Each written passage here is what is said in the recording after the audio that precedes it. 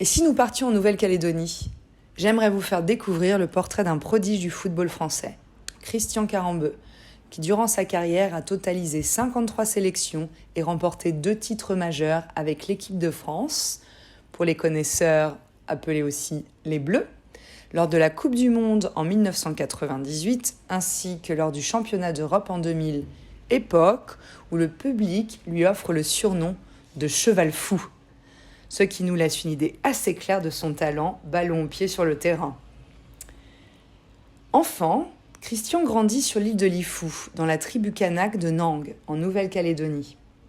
Il n'a pas moins de 18 frères et sœurs au total, et dès sa jeunesse, il pratique régulièrement le football en compagnie de sa famille, ses amis, mais surtout son père, avec qui il partage sa passion pour ce sport.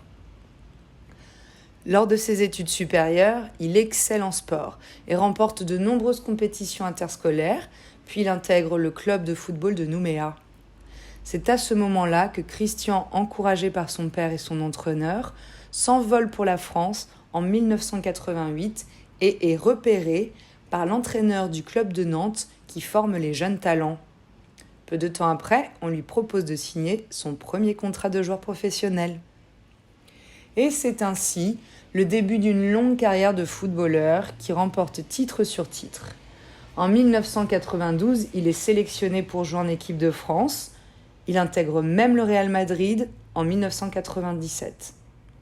Grâce à ses performances individuelles, il est élu joueur océanien de l'année en 1995 et en 1998, ainsi que 3e joueur océanien du XXe siècle par la Fédération internationale de football. En septembre 1998, il est décoré de la Légion d'honneur par le président Jacques Chirac. Il annonce sa retraite sportive en octobre 2005. Mais toujours très actif depuis sa retraite, il continue à promouvoir le football en Océanie et devient consultant et présentateur à la télévision. Il parraine également de nombreux événements comme les Jeux du Pacifique de 2011. Autre fait remarquable, lors de sa carrière entre 1992 et 2002, alors qu'il est joueur professionnel, il refuse de chanter l'hymne national de la Marseillaise en signe de contestation et par respect pour l'histoire de son peuple et de sa culture, suite aux propos d'un certain homme politique qui avait déclaré qu'il y avait trop de Noirs dans l'équipe de France de football. Autre fait intéressant, il a collaboré avec la chaîne Planète pour une série documentaire des îles et des hommes. Il a aussi publié Kanak, un livre qui retrace son parcours. Je termine cette chronique avec une petite touche de légèreté.